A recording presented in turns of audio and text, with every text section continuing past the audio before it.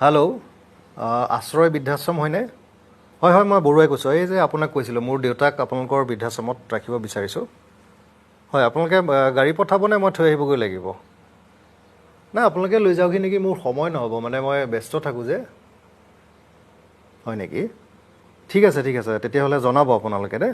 হ'ব, ৰাখিছোঁ।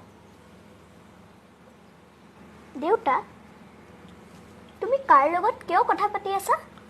নহয়, আমাৰ এই ককাক মানে ঘৰখনত বিৰাট অশান্তি দি আছে যে, সেইকাৰণে ককাক আৰু বৃদ্ধাশ্ৰমত থৈ আহিম বুলি ভাবিছোঁ। পিছে তুমি পিছে ককাই তোমাৰ কি কৰিলেনো? নহয়, আমাৰ ইমান অফিচিয়েল কাম থাকে, যেতিয়া তেতিয়া ব্যস্ত হৈ থাকোঁ। আৰু মা দেখোন এইবিলাক ছ'চিয়েল ৱৰ্ক কৰে না, ব্যস্ত হৈ থাকে। এইবিলাক মহিলা সংগঠনৰ লগত বিভিন্ন ধৰণৰ কাম কৰিব লাগে। মায়ে ভাত খুওৱা, কিবা কৰা, কাপোৰ ধোৱা, এইবিলাক কাম কৰি থাকিবতো নোৱাৰে। আৰু মই অফিচৰ কামৰ পৰা দেখোন সময় নাপাওঁ। গতিকে দেউতাক বৃদ্ধাশ্ৰমতে থৈ আহিম বুলি ভাবিছোঁ। দেউতা, পিছে নম্বৰটো মোকো দি থোৱাচোন। কোনটো নম্বৰ? এই বৃদ্ধাশ্ৰমৰ নম্বৰটো। তুমি আকৌ এইটো নম্বৰে কি কৰিবা? নহয়, মই যেতিয়া ডাঙৰ হৈ যাম, তুমিও মোক এনেকুৱা অশান্তি কৰিলে ময়ো তোমাক বৃদ্ধাশ্ৰমলৈ পঠাই দিম। তুমি এইবিলাক কি কথা ক'ব আহিছা? মই আকৌ তোমাক কিয় অশান্তি দিম? তেনেহ'লে ককাই তোমাক কি অশান্তি দিছে?